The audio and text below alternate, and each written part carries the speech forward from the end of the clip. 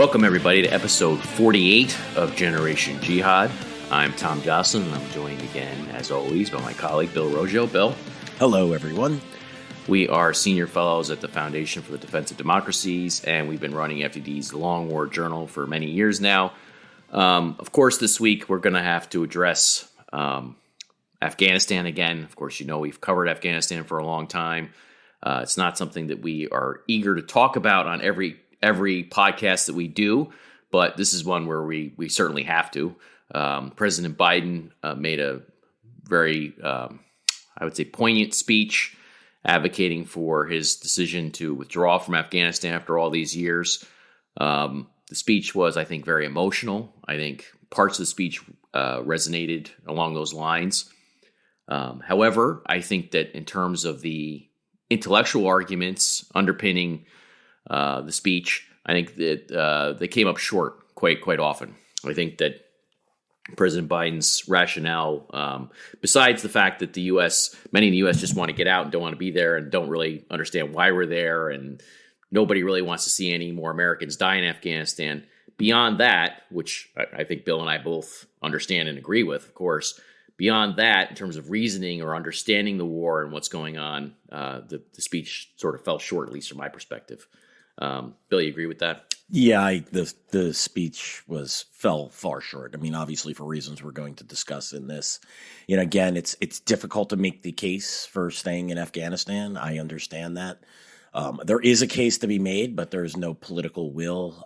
The reality to make this happen just doesn't, I'm a believer of not advocating for policy that has zero chance of success. But look, he could have done this in a completely different way, but let's get at it. I don't want to jump the gun, Tom.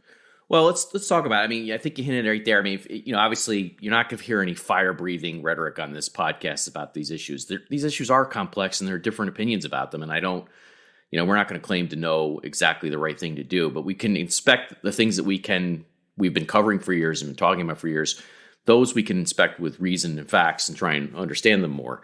And what I would say is, some of our opinions on this obviously are contradictory. So, I hold contradictory opinions on Afghanistan, in terms of what America could or should do. On that note, I would say that President Biden made a decision that he wasn't going to be a conditions-based withdrawal.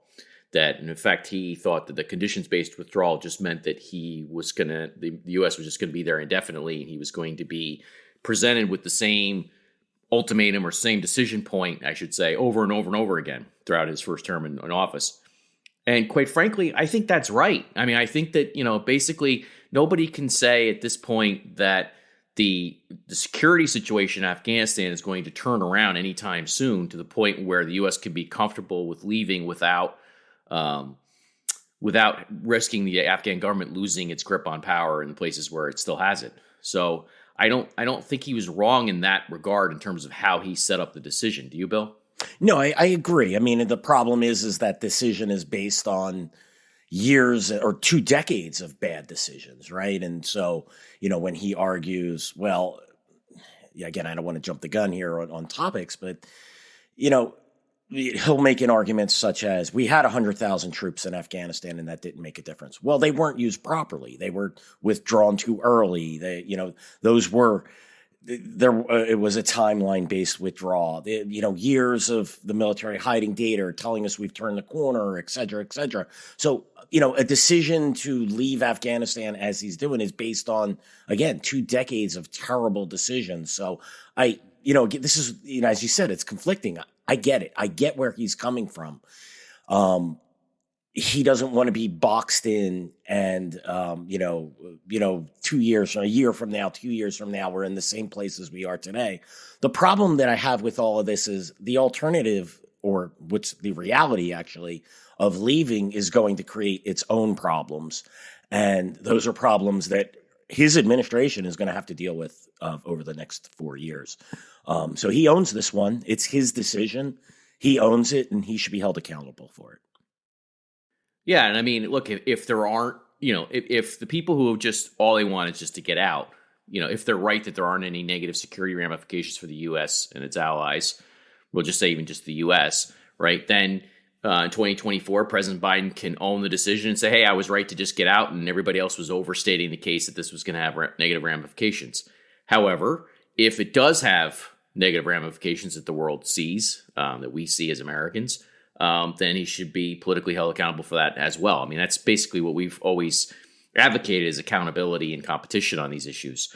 But yeah, I mean, that's the point. I mean, I think the other thing is that when you look at one of the options, and I wrote something about this a couple weeks ago, one of the options that was presented to President Biden was, well, we need to stay a little bit longer in order to try to negotiate this political settlement between the Taliban and the Afghan government. And that was the stated goal of staying longer in that option by both the State Department and Defense Department. And what I think people perhaps are not being realistic about is that that's not a viable option. There's no real evidence of a quote unquote peace process whatsoever. This has always been a fiction that has been stood up in place of reality. And the idea that the U.S. could stay just 6 months or a year longer and magically the Taliban's going to change its stripes after all these years and recognize the Kabul government as an entity it needs to really bargain with and come to a political settlement with, there's just no evidence for that. I mean, I don't know what that's based on. So if I were sitting in his shoes and somebody came to me and said, hey, we just need to stay another 6 months, 8 months, 12 months, whatever, in order to negotiate political settlement, I'd say, what are you talking about? That's not, and the problem is, in terms of bad decisions, that's what the Defense Department and State Department have been pitching, right? So, what? You're going to have Americans in Afghanistan to pursue this fantasy? I mean, it just doesn't make any sense, right? Yeah, Tom. And, again, it's bad decision upon bad decision. And, we unfortunately weren't doing this podcast, but I believe it was in 2018 or 2019 when Resolute Support stopped releasing district level data on what the Taliban controlled and contested, what the Afghan government controlled. And the reasoning, the rationale given that by the U.S. military, because if we had this podcast, it would have been a lively discussion and would have been a fun one. But the decision given, or the reasoning given for that was, well, the military situation in Afghanistan doesn't matter anymore. Now it's the political situation. It's negotiations with the Taliban. That's what we're going to judge success and failure. All delusional. Right. Yeah, exactly. And so, and now that was insane then. And it's crazy now because the decision, they're trying to predicate a decision on staying in Afghanistan based on, again, negotiations with the Taliban that were always destined to fail. We know, you and I know that, and anyone with half a brain who studies Afghanistan would realize that as well, because the Taliban don't want to give up power. So yeah, the options given to President Biden were horrible. It seems that no one has ever given this option over the last decade of, hey, maybe we need to keep a minimal force here to prop up the Afghan government, to keep them in the fight, to keep the Taliban from gaining control of major cities, to prevent, to conduct counterterrorism raids against Taliban and Al-Qaeda. And you remember, you can't de-link the two, the Taliban and Al-Qaeda. Yeah, and I was going to say keep Taliban and Al-Qaeda from capturing cities. Because yes, exactly. That's part of what people are underestimating here is Al-Qaeda's role in insurgency, but be that way, sorry, I didn't mean to cut you off. No, that's okay. No, you're absolutely right, Tom. And that's the only way you'll see me argue for a continued mission in Afghanistan. And that's fraught with problems. And yes, it requires a long commitment. But I'm having studied this for almost 2 decades. I think we all know what Afghanistan's going to look like post-U.S. withdrawal. I think we know what it's going to look like in 6 months, what it's going to look like within a year, what it's going to look like in 3 years. It's not going to look very good. The Taliban is going to control significant areas of Afghanistan, and so goes the Taliban, so goes Al-Qaeda. That is something we have to recognize. This is the real thing that I did find offensive about Biden and Blinken, Secretary of State Anthony Blinken. They're telling us, we don't think Al-Qaeda is a threat and it's not a big deal. And, we'll keep an eye on them. And, but how are we going to do that? And I realize that's later down the line in this discussion. I won't jump the gun there, but, that's all right. You already did. It's okay. No, just go with it. No, go with it. It's fine. They're trying to tell us that leaving Afghanistan, it's not a national security threat. We got bigger fish to fry. But the reality is this is going to be a problem. If there was a betting market for this, Tom, I'd put a good chunk of money on that. You're going to see renewed Al-Qaeda, increased Al-Qaeda presence there. You're going to see, aside from the propaganda victory of this, I think they're going to be more overt, is what I would say. I think Al-Qaeda is probably got a whole propaganda stack that they've been just dying to release, showing their involvement in different operations through the years and what they're doing. They're going to be more overt if the U.S. truly does get totally out and doesn't, and the over the horizon model, which we're going to discuss, proves to be ineffectual. Al-Qaeda is going to be very happy to broadcast what it's been doing this whole time and what it's doing right now. It's and it's what happens in Afghanistan, as we've learned over the last several decades, doesn't stay in Afghanistan. All of Al-Qaeda's network is one of my lines. Sorry about that, Tom. That's all right. If you want that to happen, we should write a script.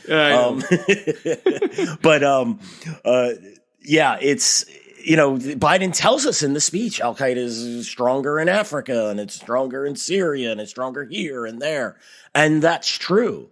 But that doesn't make Afghanistan any less of a threat. Well, stronger in relation to where they were years ago in those different areas. I mean, every one of those stories is a little bit different, actually. I mean, I wrote something. I mean, he talked about al-Nusra in Syria, and of course, there hasn't been an al-Nusra in Syria since mid-2016. It's a whole convoluted story there, which we're not going to relitigate right now or re-examine right now.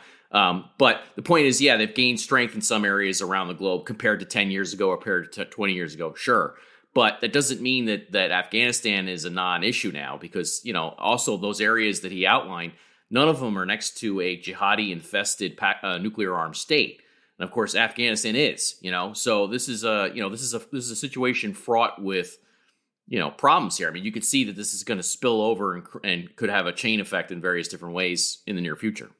Yeah, I mean, in Pakistan just 10, 11 years ago, you had Al-Qaeda allied and Taliban allied. Obviously, the movement of the Taliban in Pakistan swears allegiance to the Taliban's emir. It's closely allied with Al-Qaeda, as we saw in Osama bin Laden's documents. Al-Qaeda was basically writing the movement of the Taliban in Pakistan's charter.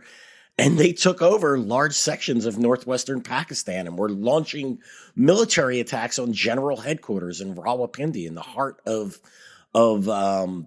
Pakistan, and attacks in Lahore and Islamabad and all throughout the country, and controlled large areas of the country. Do we think that once the Taliban's emboldened, that once Al-Qaeda's emboldened by its successes in Afghanistan, that they won't make another go at taking a shot at Pakistan? A lot of problems here that I think they're just not being thought through. They're just saying we want to have really a Biden's. Biden. Wow, that's a good one. Biden's policy is let's just get out of Afghanistan and pretend this won't have second and third order effects. It will. Yeah, look, the way I looked at his speech was basically if he said, look, we got a lot of other issues going on, true, from the pandemic to, so-called great power competition with China and threats from Russia and other entities and cyber threats, which he mentioned all these. He said, we got all these different issues we have to worry about today, and we can't worry about Afghanistan as much as we did in the past, and therefore, I don't want to deal with this and we're out. I can sympathize with a lot of that argumentation. It's just, it doesn't mean I necessarily agree with it, but at least that would be a straightforward case and just says, that's it. And we honor the sacrifice of the Americans who fought and died there and the Afghans who are fighting and dying there, which is we're going to get to in a second.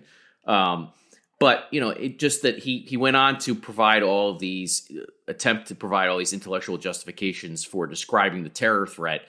And that's where I thought the speech really fell short. Like, I think that what they're underestimating, I think most of the counterterrorism community is underestimated for years, is the degree to which the resurrection of the Islamic Emirate of Afghanistan would be a win for Al-Qaeda. One of the great liabilities for Al-Qaeda, from Al-Qaeda's perspective of 9/11, was that it led to the loss of the only viable Islamic emirate in the world at the time, the only emirate that was seen to be religiously justified in bin Laden's and Zawahiri's own eyes in the Taliban's Islamic Emirate of Afghanistan. If they're able to resurrect that in the coming months and years, along with the Taliban, and that alliance remains unbroken, that's going to be a boon for their cause, which will have, second and third order effects here going forward. I mean, I'm struck. What I'm struck by in all this is just, and this is part of why I'm so conflicted on looking at a situation like this. If you think about it from the American soldiers' perspective, for example, or the families who are deploying American soldiers to Afghanistan, their leaders don't know what they're doing, right? I mean, that's part of what Long War Journal has been documenting for years. People, we've had numerous run-ins with, public affairs officers and State Department types and other military types and administration officials, and just said, look, let's try and be realistic about what's going on here and get it right. And the truth is they haven't been able to get it right, and they're not going to get it right, And so if you look at it from the perspective of an American soldier, do I want to deploy American soldiers to a war that's now unpopular, that nobody wants to lead and nobody is proven capable of leading? I mean, no. I mean, obviously not. On the other hand, when I look at what's happening in Afghanistan, I think that lack of leadership shouldn't change our diagnosis of what's going on and our description and our analysis of jihadism and terrorism and the picture that's going to unfold here in the coming months. The fact of the matter is that Long War Journal exists for several reasons, one of which was to document Al-Qaeda's presence in places where people were telling us it didn't exist. And Afghanistan is one of those places where our leaders have told us for years that it was decimated and on the run, a shadow of its former self. The new talking point now is no longer decimated, which I appreciate because I don't want to hear that word anymore. It's now degraded. Okay, that's what they're going with, to just change their adjective. But the point is that the lack of leadership on these issues doesn't change those facts, right? That they're still there and they're still looking to proclaim victory in all this. And the bottom line is that the Afghan forces, and this is where I have another problem with this, is that the Afghan forces are on the front lines of that. I looked at the New York Times data recently.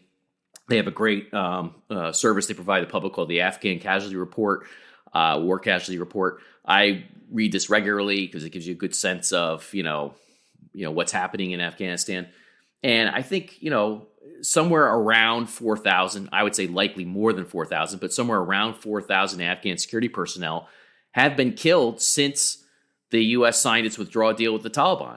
They are suffering large number of casualties, and I would say that's a minimum. It's probably a lot more than that, and that doesn't include the wounded. But the bottom line is this is a government that America stood up along with its allies after 9/11, and you do get the sense now, and we've had this sense for a long time, since 2018 really, that the U.S. is throwing this government and its security forces under the bus to a large degree as the U.S.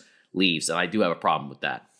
Yeah, I concur, Tom. The sacrifice of the Afghan forces, and look, I'll be the first to criticize their, but they do fight. Do they fight well? Are they well motivated?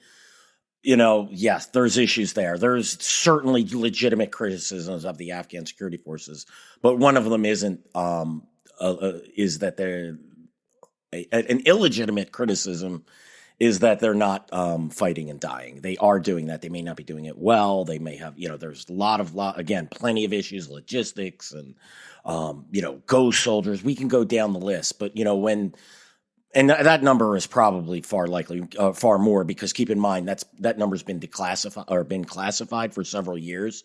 The more accurate assessment by DoD and the Afghan government is again one of the ways in which none of this makes any sense.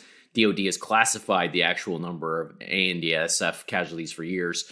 I don't know why. Obviously, the answer to that is because they don't want to show the bad side of it. It shows it shows two sides. It shows the A, that it's making a sacrifice, but B, that they're taking inordinate casualties. I just wanted to go back real quick to decimated, degraded. I think we need a couple of D words. We need to think in advance on this. So if you have any, I was thinking like maybe we could call them desiccated or demoralized. I don't know. I mean, we're going to need some more. We're going to need some more D words, Tom, for Al-Qaeda's presence in Afghanistan. Yeah. I mean, it's just at least I don't have to. At least I didn't hear the decimated word. We hear. Yeah, it's an old. Yeah, it's an old talking point that was put around for years. But anyway, so look, I mean, there are a couple things. I mean, President Biden said that basically the U.S. should have gotten out after the Bin Laden raid. You and I both, thought and basically just declared victory. And of course, that ignores all the other senior Al-Qaeda operatives who were operating in Afghanistan and Pakistan at the time that Bin Laden was killed. It assumes that the assumption is that the death of Bin Laden was the death of Al-Qaeda and the terrorist threat. That's the assumption that he's making in saying that. Now, looking back at the history since 2011, we can't say that the situation has improved on the ground to where the U.S. can declare victory and say there's a stable Afghan government. True, but it can say it has neutralized a number of terrorist threats in the region since then. So he's basically assuming that all away, which I think is a mistake. and assuming that didn't really matter.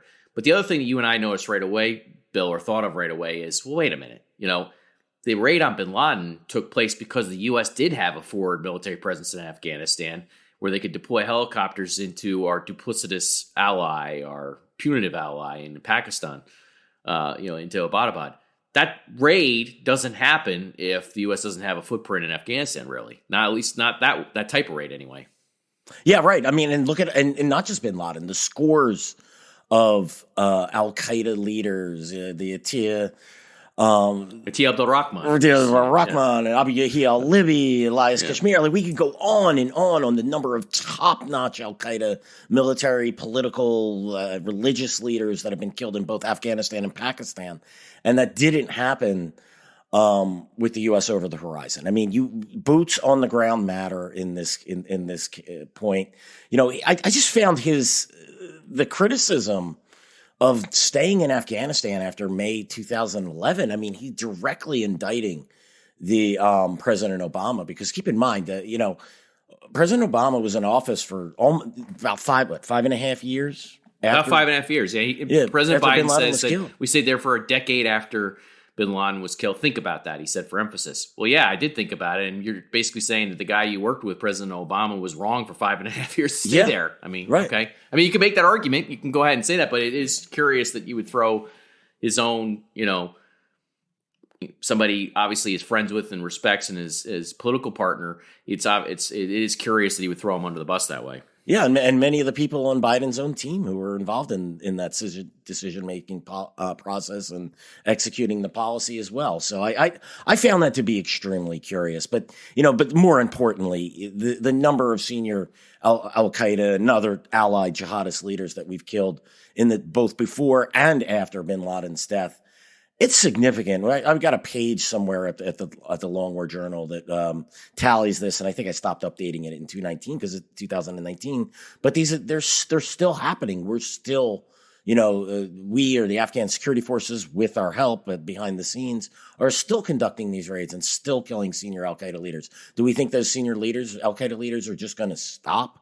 They're just not going to be there anymore because we're ending our involvement in this so-called endless war. They're not going to be there after the U.S. withdrawals. No, what's going to happen is they're going to increase their presence because it's going to become safer to operate there.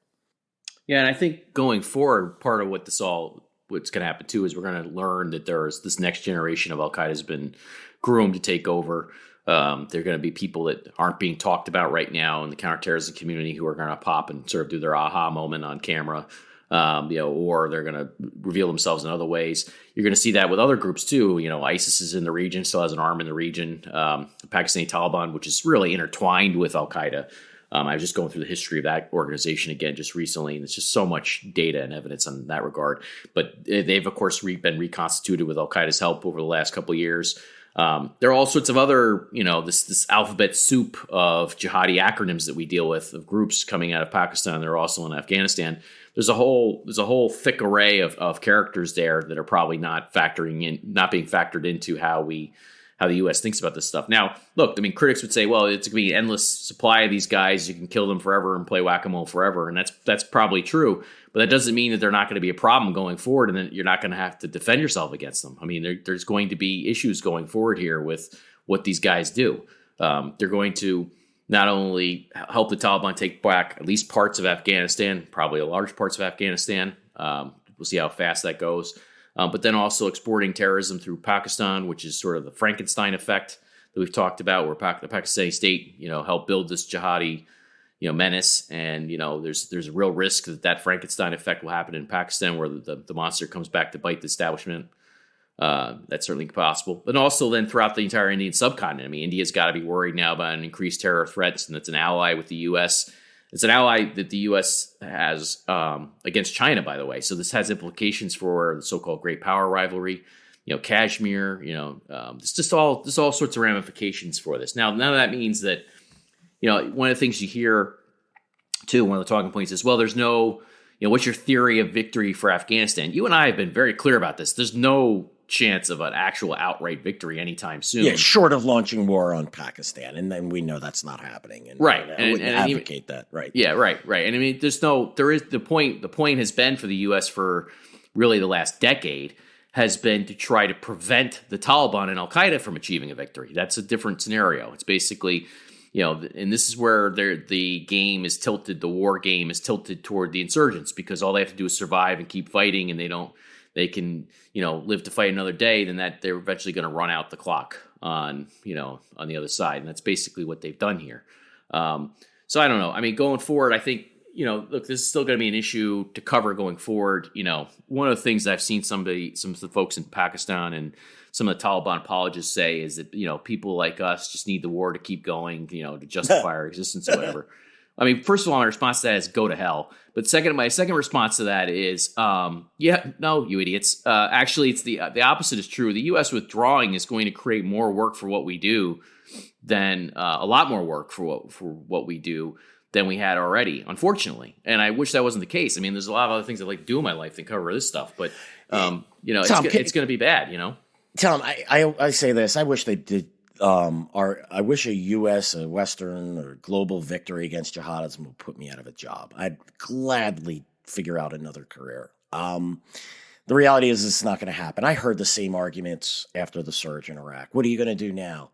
I heard the same argument after U.S. withdrawal from Iraq. What are you going to do now? Well, that worked out real well. The answer is, what are we going to do now? We're going to document decline. We're going to point out how the Taliban's going to. I mean, this is just in Afghanistan. We cover all the theaters. Yeah, I mean, our coverage was never beholden just to Afghanistan. Right. It's never beholden to one area anyway. I mean, I've put a lot of emphasis on Afghanistan over the last several years because we've seen this coming. Tom and I could have wrote this script 6 years ago, Tom. 7 years ago. We've seen all of this coming. We gamed it out. The final gaming out, you and I had a series of conversations. We could have written the script several years ago. But 2018, if you go back, you can search on some of the stuff that I wrote and that we talked about at the time. I wrote a piece called "The War in Afghanistan is Over, We Lost." Because if you game it out with the lack of political will inside the U.S., how this revisionism about the Taliban and apology about the Taliban had taken hold in decision makers' minds, how the U.S. government was locking itself into this phony peace process with the Taliban, which doesn't really exist. It's just all nonsense. When you gamed and you saw that the military was saying there is no military solution for Afghanistan, yeah, well, tell that to the Taliban and Al-Qaeda and other jihadis. They have a military solution for sure. So when you game this all out, you see that basically the American establishment had committed itself to a path that had no chance of success, zero chance of success. Not that every other path was, that much greater, but this was a guaranteed loser, the path that was chosen by 2018. It was over. I mean, at least for now, and ultimately whether it was President Trump or the next Democrat to take office, which turned out to be President Biden, I think that we would have seen a version of this speech from whoever was in office. Basically, I don't think that this is a decision that there was any leader there was no leader in either one of the parties that basically would have stayed past, would have committed to staying past when the U.S. is. So I think that's the reality of the situation. And we've been trying to deal with the reality, as messy and as awful as it is, this whole time, which I think a lot of stuff you've seen from people is not really realistic. Yeah, I couldn't agree more, Tom. The realism has not entered this argument for. Well, now there's also the realism school of foreign policy, which you and I agree is not very realistic. No, and then there's reality. What I would say is realism. Reality hasn't entered this conversation. Yeah, right. Yeah, exactly. And it's just depressing. I mean, I think what bothers you and I is, look, if you just wanted to throw in the towel, there was a far, far better way to do this. Don't cut a terrible deal with the Taliban. Figure out a way to give the Afghan security forces and Afghan government the best tools that it needs to defend itself against a Taliban onslaught, which is coming. Don't hand them a victory by declaring 9/11, the 20th anniversary of 9/11, as your withdrawal date. I mean, how clueless was that? I mean, that's probably the most clueless part of all this. Is that it shows just how much 9/11 has become basically. Like, people understand that a great tragedy, a horrible terrorist attack occurred and Americans suffered a great loss on that day. But it just showed by picking 9/11 as the end date for the conflict that they had zero understanding of what it means to the jihadis. Yeah. They had zero understanding of what it means to Taliban and Al-Qaeda to do that. I mean, the Taliban, by the way, has not apologized once for 9/11. They rub our noses in it. The last thing they've said publicly about 9/11 was that it was America's fault. Yeah, we deserved that video. it. Then we deserved it in that video you covered. There's no evidence whatsoever that the Taliban has ever taken any responsibility for harboring bin Laden and his not so merry men who planned 9/11 from Afghanistan, contrary to what some of the Taliban apologists and other anti-war advocates claim. That's clearly what happened. There's never been any accountability for any of that, and so then to pick 9/11 as your end date, to say we're going to be out by 9/11 as if that's a great accomplishment, when now the jihadis get to celebrate not only the fact that they brought the war to America on 9/11, but that America ran away with the tail between its legs by 9/11 20 years later. I mean, that's just totally tone deaf, I mean, they couldn't have written this any better. The Taliban and Al-Qaeda couldn't have written it any better. Who is looking at that? I mean, it's an insult to the victims of 9/11. It's an insult to the Americans who fought and died in Iraq and Afghanistan and Somalia and everywhere where there's been a casualty fighting these jihadists since the wars began. And yeah, it's incomprehensible. But there's ways to do this where I may have disagreed, but at least it wouldn't have been impalpable. Like, of all the things, that we're talking about here, Tom and I are talking about, again, we've reconciled with this long ago, that we've lost in Afghanistan and that we're leaving. We knew this was coming. But, of all the things that upset me about this, that shock me, and I guess I really shouldn't say shock because nothing shocks me when it comes to these wars any longer. It was that decision to just, it was the final nail in the coffin that we drove ourselves, that the Biden administration drove into the U.S. public by declaring September 11th, 2021 as the last day that there'd be American troops in Afghanistan. Well, yeah, I mean, the other thing that upset us too, or I don't want to say upset, but logically I was critical of, and I guess maybe emotionally upset me too, but I don't know. I think it's more logical problems with it than anything else.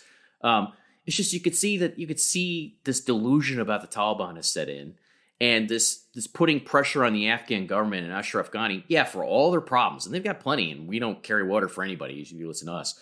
So, no, we're not saying that Ashraf Ghani is the greatest leader ever. Clearly not. And we're not saying the Afghan government doesn't have any problems. It clearly has significant problems. But the idea that the State Department and that these officials would pressure the Afghan government as the U.S. leaves, while meanwhile putting no pressure on the Taliban at all, diplomatically or in terms of calling them out for all of their egregious the horror show that is ongoing in Afghanistan, which is the Taliban's responsibility. I mean, that's offensive. You have these Afghan forces fighting and dying as the U.S. withdraws. And there's this idea that, somehow, and you can see this in some of the commentators, some of the so-called experts are commenting on it. One of these imbeciles who I think I'm going to cover in a future podcast was talking about how disappointing the Afghan government was. That was his message on the way out, oh, how awful the Afghan government is. Oh, well, excuse me. What was that about the Taliban? What is the Taliban doing? They're the ones that kept the war going. Yeah, the Afghan government's been begging for a ceasefire. They've been begging for the U.S. to just recognize them and bring them to the table. They've the U.S. and the Afghan government begging for a ceasefire for years now. Yeah, and haven't been able to get one, and begging over and over again for a ceasefire, and the Taliban wouldn't grant one, and somehow this is the Afghan government's fault. I mean, it's all ludicrous. It's all theory of the absurd. So you could have withdrawn from Afghanistan, but this is the point I think a lot of people are missing. Right? Look. For history books, we're going to have to write a history of this, first of all. Second of all, for the history books, I want to say this. We were entirely right about negotiating with the Taliban. It was rooted in Taliban apology and Afghan war revisionism. It was a fool's errand from the beginning. But it locked America into this path where you could see that basically the U.S. was, at a minimum, drawing moral equivalency between the Afghan government and the Taliban. That's just ludicrous, That's just nonsense, And don't tell me that isn't what it did, because it did. I've testified alongside people who are advocates for this process, so-called process, that they were making those arguments. They were drawing equivalency. I heard them say it. I'm coming for you eventually in history books, you can see it in articles that are written. You can see it in commentaries written. We're going to document all this in the coming years because, the U.S. military didn't exactly.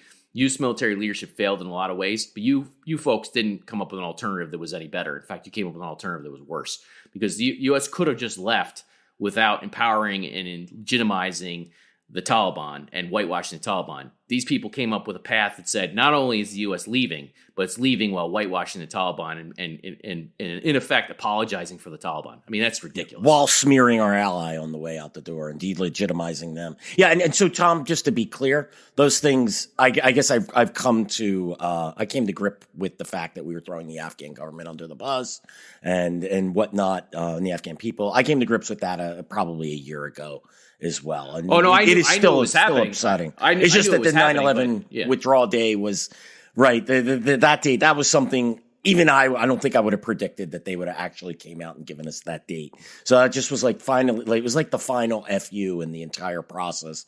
That one I didn't see coming. So that's why it blindsided me. The rest, nothing. I knew. Well, you knew I knew it was happening. Of course, I mean that's what I predicted with these negotiations with the Taliban, that it was going to lead to this perverse outcome where the U.S. was going to be diplomatically allied with the Taliban against its own ally in the Afghan government. It's totally ludicrous, but that's exactly what happened. But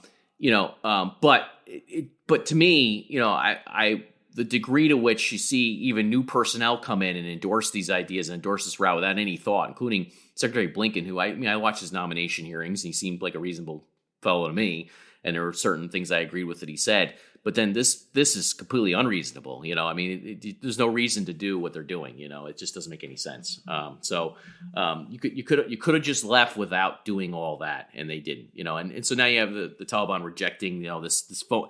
Listen, it was going to be a phony peace conference in Turkey anyway, right? But the Taliban won't even attend the phony peace conference in Turkey. Why should they? Why would they? Yeah, they're strutting their stuff. So excuse me.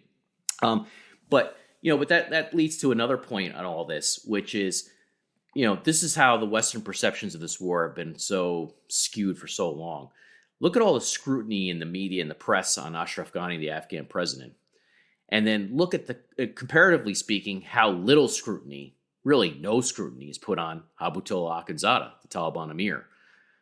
He doesn't have to show his face. He doesn't show up to any interviews. He doesn't show up to any conferences. He doesn't meet with anybody. He just is a non-entity in terms of this whole political process, other than somebody behind the scenes who is, effectively, we think, based on what we've seen publicly, endorsed this withdrawal deal with the U.S. But other than that, there's really no indication he plays a public role in any of this, and there's no scrutiny paid to him. And that shows you just how warped this whole thing has become. And then, moreover, you have Sir Judin Haqqani, his right-hand man, the deputy emir of the Islamic era of Afghanistan, the warlord. He writes there's an op-ed published in his name, I should say, in the New York Times last year, I think it was, that was clearly just disinformation. It was nonsense. It was either last year or the year before. I forget now. It's all blends together at some point. It's just disinformation. But there's no real scrutiny put on him, even though he's still a U.S. designated terrorist, a global designated terrorist. Still no scrutiny put on him throughout this whole process. Yet Ashraf Ghani has to answer everybody's questions and, this and that. It just doesn't make any sense. I mean, that's not an apologia for Ghani. It's just saying that, boy, our perception's warped, that he is at the center of scrutiny, whereas the guys who have actually kept the war going and who are fighting for victory and are allied with Al-Qaeda, those guys don't have to answer for any scrutiny at all. Yeah, it's part of this perverse Taliban apologia. Part of this is due to the fact that I think U.S. officials have been dumping on the Afghan government for, I mean, think about this, Tom. The U.S. signs an agreement with the Taliban and for that withdrawal agreement in Doha on February 29, 2020. And one of the things in there is that the Afghan government has to release 5,000 prisoners. The Afghan government isn't a party to this agreement. They were intentionally locked out. And yet the Afghan government acquiesced and knowingly released those prisoners, knowing that a large percentage of them were going to return to the battlefield. And yet we dump on them, and there's zero criticism of the Taliban for returning them to the battlefield. And now the Taliban is saying we want our additional 7,000 if the U.S. is going to stay longer and take us off the sanctions list and whatever. I don't know. I doubt any of them. The Afghan government would be crazy to release them, and I doubt they will. But they have gone, for all the Afghan government flaws, and they are numerous, folks, and we can, and they're well documented as well. They're the ally that we have. And yet, but the press can't access Mullah Habatullah Akhundzada, the emir of the Taliban. He's not someone they can access, so they can't get him a quote. They can't see, they can't see him. They can't interview him. Then you have the Taliban apologia part. So it all sort of plays into this, as you say, perverse reflexive criticism of the Afghan government, while the Taliban gets a complete pass. It's the Afghan military is in defensive mode in Afghanistan, has been for some time. The Taliban has remained on the offensive. And there is really, you see press reporting about the Taliban being on the offensive, but you don't get any criticism of it. Only in terms of this bizarre reduction in violence that isn't even part of this agreement. So yeah, it's to say it's perverse. I even think that's just too kind of a word. There must be, I guess you need to use expletives in order to really get to the core of the problem of how the press and how the commentators and political officials have let the Taliban off the hook for its role in continuing this fighting and to actually negotiate peace. But as we know, the Taliban never was going to negotiate peace because its goal is the reestablishment of the Islamic Emirate. Yeah, I mean, a few other things to say about President Biden's speech. I mean, one, he says that the war in Afghanistan was never meant to be a multi-generational conflict. I think that's true from the Americans' perspective. We never really anticipated this being a multi-generational conflict in Afghanistan. But it's not true from the jihadis' perspective, and that's the fundamental problem here, right? I mean, I just mentioned Siraj Juddin Haqqani, and I'm struck by, this is, again, just shows you the ignorance within American circles of who the U.S. has even been fighting all these years. I'm struck by the fact that Joscelyn Haqqani, his father, who, of course, founded the so-called Haqqani Network, which was integrated with the Taliban very early on in the 1990s, contrary to some misinformation. Joscelyn Haqqani was one of the key so-called Mujahideen commanders who declared victory over the Soviets. He originally had help from the CIA, but then, of course, was also in bed with Osama bin Laden. And he and his men really incubated the first generation of Al-Qaeda. And so Joscelyn Haqqani is celebrated by the Taliban to this day and by jihadis to this day as this victorious commander of the Soviets. Well, lo and behold, now his son, Sir Juddin, is now is able to declare victory over the Americans and will take credit for that. And by the way, this is a guy who all the available evidence says he's in bed with Al-Qaeda. All the available evidence says it's Siraj Haqqani, including stuff in the bin Laden files, including designations and the material that went behind the designations, including all sorts of granular information that we have about this stuff. I mean, Jalaluddin, his father, helped Osama bin Laden escape Tora Bora in 2001. There's firsthand eyewitness accounts from Al-Qaeda on that. And the idea that, Jalaluddin Haqqani or Siraj Haqqani, this father and son duo now basically get to, the father declared victory over the Soviets and the son gets to declare victory over the Americans. I do think that sort of thing, if Siraj lives, keeps going and is still the commander and is still in charge and nobody takes him out, which it doesn't look like he's going to be, I think that has ramifications. So yeah, it shouldn't have been a multi-generational conflict from the American perspective, but from the jihadis' perspective, it is multi-generational. That's the way they look at it. And they are going to keep fighting and it has ramifications. Yeah, I agree with you. We probably didn't expect this to be a multi-generational conflict, but I do recall President Bush saying that it was going to be a long war and a lot of this war is going to be fought in the shadows. And, look, we named it the Long War Journal because I believe that was a term used by Don Rumsfeld, if I'm correct, or at least it's attributed to him or someone within the Bush administration. Yeah, what I would mean, I agree with you. What I'm saying is, like, when people went, I think Americans, generally speaking, went to war in October 2000. Okay, yes, I got you, Tom. I don't think anybody could have thought when they sent their fathers and sons off to war in October 2001 that we'd be still talking about this. That their grandsons and would be sons and whatever. Sure. I mean, I don't think anybody would have been thinking that a child born, a baby born in 2001 or after would be deployed. I don't think anybody was thinking that son or daughter would be deployed as a young man, young woman that many years later. I mean, I think that's basically what he was talking about. But yes, intellectually, there absolutely was this current within DOD of the long war and within the Bush administration of fighting the long war. But of course, that's one of the many problems with all this is that was a paradigm for understanding stuff that was quickly thrown aside. Right. Well. That's the point I was just going to make is that it was set up, but it was a failure in communication across multiple administrations because they want MIC war. They want to go through the drive-through, get their victory and leave. And And instead that's what we've been sold and told, that, wars are quick, and these are anything but the quick wars. And yeah, just the failure in communication in the American public. And to me, it's one of the two things, my biggest problems: failure to understand our enemy, and failure to communicate and engage the American public of the importance of staying engaged against an enemy that is fighting a multi-generational war. That's why we've lost in Afghanistan and are losing elsewhere.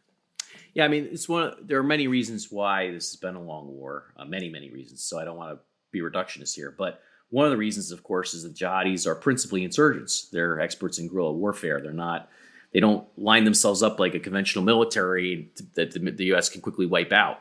So that's part of the reason why it's going on. And of course, the idea underpinning much of President Biden's speech is that the insurgency part of all this doesn't really matter. It's just whatever we can detect as the direct threats to the U.S. homeland that matters. But of course, what we've documented for years is how there's a continuum between those two things. Yes, it's not true that what they do on the insurgency level relates to international terrorism, but it's also not true that there's this divide between those two things, that it's completely disconnected. I mean, one of the guys who was taken out in Afghanistan, after the bin Laden raid, for example, was Farouk al-Qahtani. And what was he doing in eastern Afghanistan? He was helping the Taliban's local forces stand up the insurgency and fight the Afghan government and U.S. and NATO forces, while at the same time having a big hand in external operations and planning against the U.S. from Afghan soil, And he was taken out, I think it was in 2016. And now, everybody sort of forgets about that as we listen to President Biden talk about, that the real end date for the war was 2011. This is one of the many examples of why that's not true.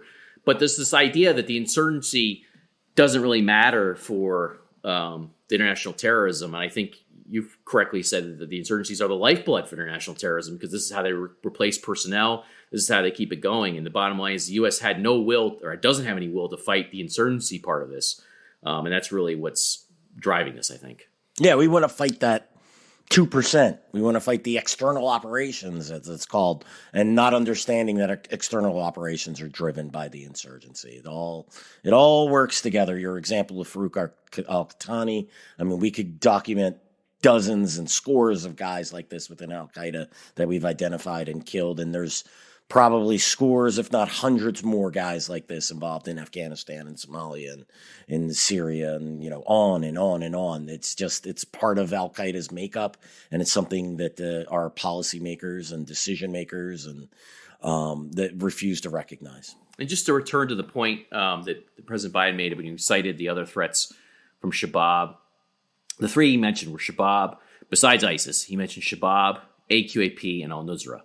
Now, again, this is how this strikes me as showing how the American policymakers and elite politicians and everybody really doesn't understand Al-Qaeda even to this day. Because, first of all, as I said, there is no al-Nusra in Syria, right? There's a whole process there that I don't want to get into re-examining right now because it leaves things murky. But we know that there are Al-Qaeda actors in Syria. The situation with Hayat al-Sham, which inherited the al-Nusra mantle, is complicated. I'm not going to get into all that. But there are other clear pictures, like with Haris al-Din, the Guardians of the Religion organization in Syria, which is led by who?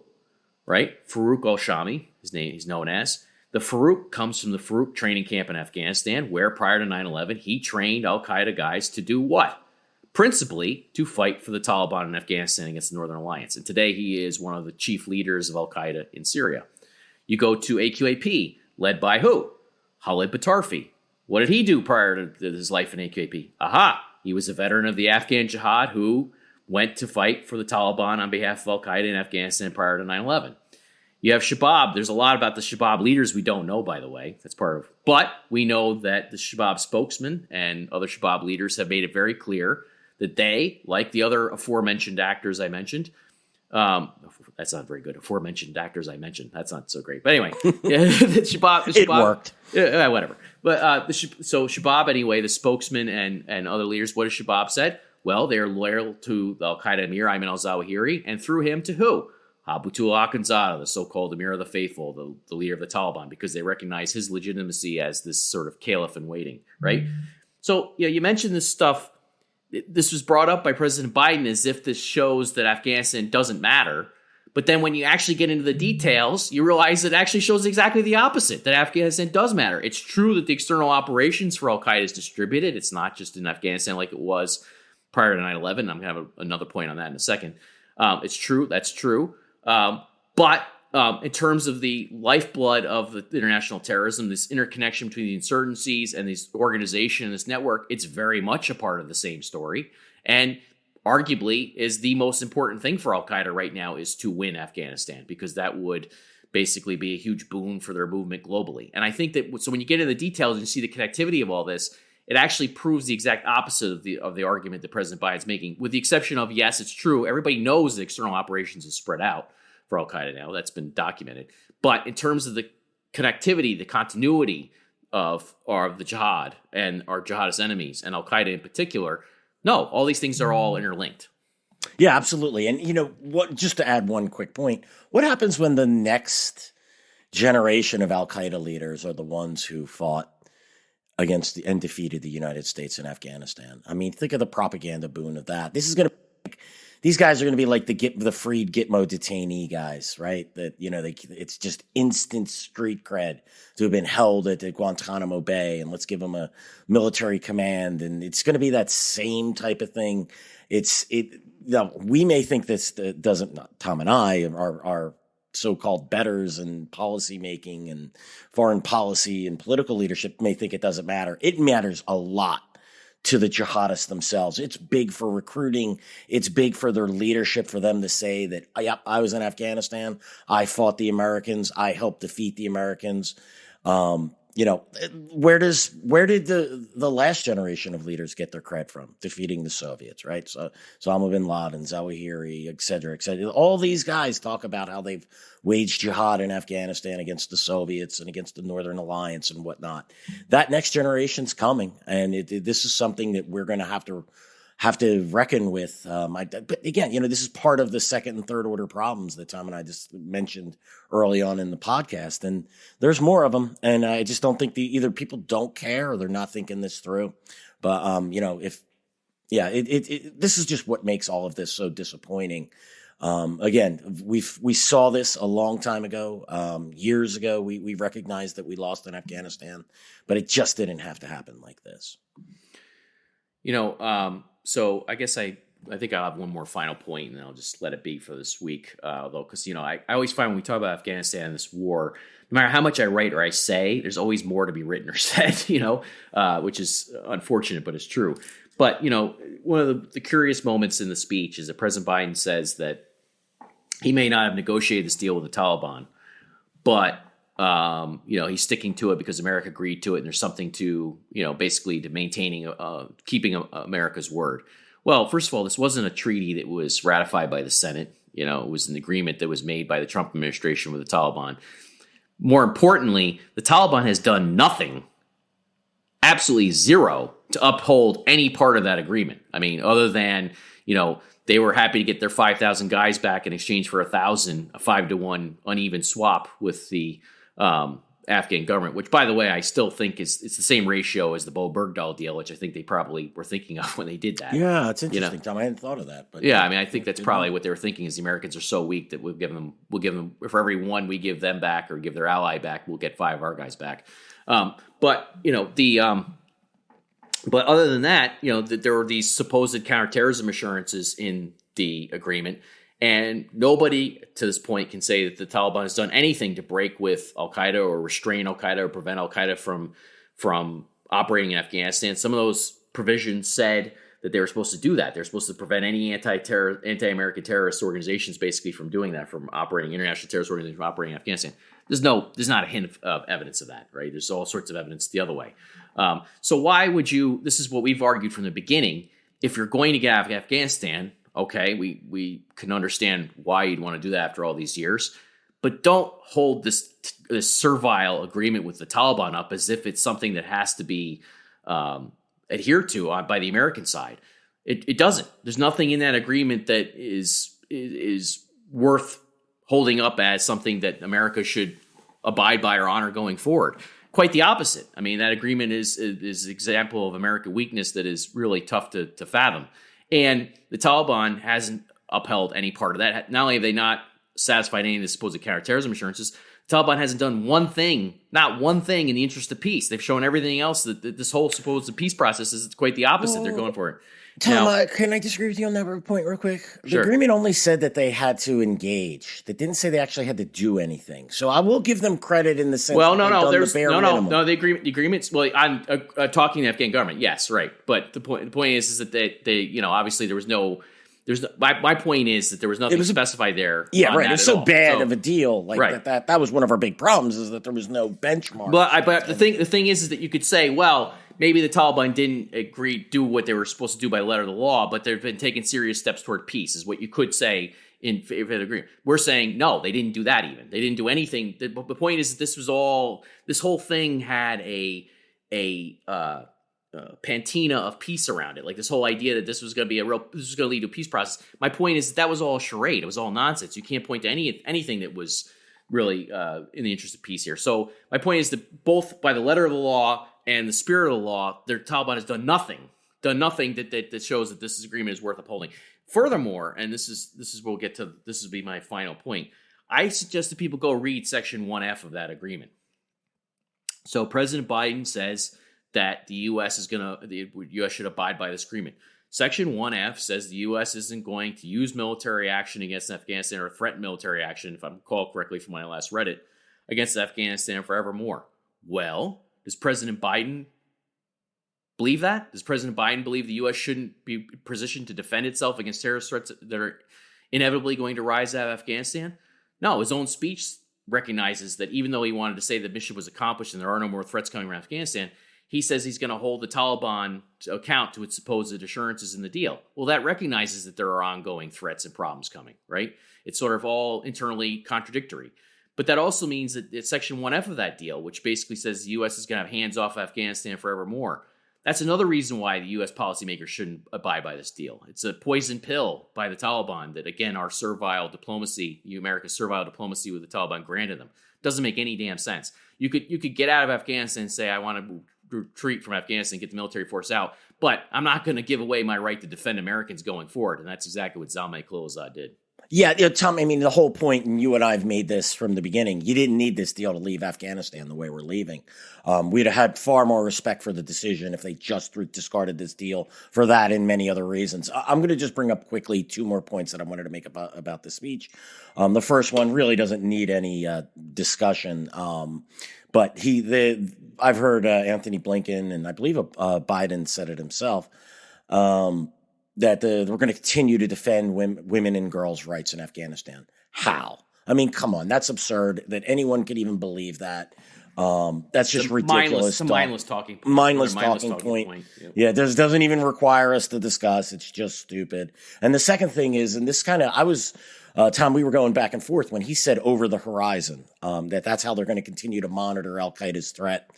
It immediately stuck out to me. And I think we saw this coming. You saw this coming. When I watched the speech live, and when he said over the horizon, I immediately remember that you had said that was what they were going for in Somalia, and that was likely where they were heading with all of this. And so when he used that exact phrasing, I thought, geez, we could just tee up what Bill said about this previously, because it's exactly what they were going for. Yeah, I am actually surprised that he used this verbiage because, look, over the horizon weapons within the military community, right? Over the horizon weapons, that's fine. We can launch rockets or missiles or cruise missiles or, from afar, where you can't, not in direct line of sight. That's a good thing, right? You have capabilities. But when you're in counterterrorism posture and you want to conduct over the horizon operations, that's not seen as a good thing. It's limiting. The CIA director, William Burns, he even came out and said, look, our options are going to be constrained. We're going to lose visibility. There's also issues with lead time and decision making and actually conducting a strike. You factor all of these things saying, he may think that that's clever. Whoever wrote this speech might have thought that was clever, but that's a real big tell that they actually don't understand what they're doing. I mean, we can go back and, remember the strike against bin Laden, what was it, 97 or 98, where they launched cruise missiles? It was late August 1998 in response to the embassy bombings, yeah. Right, exactly, yeah. Right, the cruise missiles and the empty tents. Well, people argue, that's 24 years ago, Bill, and our technology is far better. And Yeah, you know what? I'm here to tell you, it's these things, you can't get away from the issue of time. The response time to make the decision, communicate it down the line, and then get that weapon system on target, it adds up. I believe it was David Kirkellen wrote in a piece at FDD on a monograph in a book where he called it the tyranny of time is the way he described it, and it's perfect. You just add up the minutes and hours of decision making, and it gets your chance of hitting these targets in a timely manner and killing who you intend to kill, versus the possibility of civilian casualties and stuff, which become an issue. You know, these things get real difficult, and it doesn't work. This isn't Call of Duty, video game where, things happen in the matter of seconds. These decisions take time, and getting these weapon systems on targets take time, or getting individuals into combat. When you look at what happened in Niger when we lost 4 American soldiers, that was a perfect example, and David Kirkellen lays that out perfectly in his chapter of the tyranny of time. So, we're being sold a bad bill of goods at the end of the day on this Afghanistan withdrawal. The agreement should have been discarded. There's a lot of things that we should not have done in this, starting from negotiating with the Taliban to begin with, on to making our end withdrawal date being September 11th, 2020, the 20th anniversary of 9/11. But I guess, we shouldn't have expected anything less than a travesty when it came to our withdrawal from Afghanistan, Tom. Yeah, I'm negotiating with the Taliban. I'm fine with America talking to anybody as long as you have a realistic view of who you're talking to and what they want. The point is, when you go in trying to make concessions and trying to, appease, bad actors like this right from the get-go without getting anything in return, which is what negotiating with the Taliban was all about all along, and which is what we said it was about all along, that doesn't make any sense. That style of negotiation, what I've termed servile negotiating or servile diplomacy, does not make any sense. And you just outlined the problems with the over-the-horizon model, and I'll just say this. I'll just reiterate this. The agreement with the Taliban means if you actually do abide by that, America, exactly, then you don't even have to worry about over-the-horizon strikes, right? Because they're saying you're not going to hit Afghanistan ever again. And that doesn't really make any sense. If you want to believe that America doesn't have any threats arising from Afghanistan or any terrorists that may have to take a shot at it in the future, if you really believe that, well, then I got a bridge I want to sell you. So anyway, I think we'll leave it there. What do you think, Bill? Absolutely, Tom. Perfect stop. We're around an hour, so thank you to our audience for listening to this week's episode of Generation Jihad. We're going to have some guests lined up in the near future here. We're going to have different topics we're going to cover. Guess what, folks? Afghanistan, as Bill said, and I've said many times, we may want to pretend that what happens in Afghanistan stays in Afghanistan.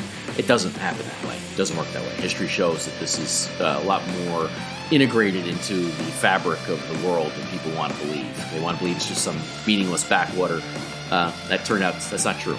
But in any event, we're going to follow it. We're going to keep following it. There's going to be more stories to tell about this even after the U.S. gets out. This is a reminder that please do subscribe to the show. You can find us on Apple Podcasts, Spotify, YouTube, or anywhere else you listen to your podcasts. And we will see you again next week.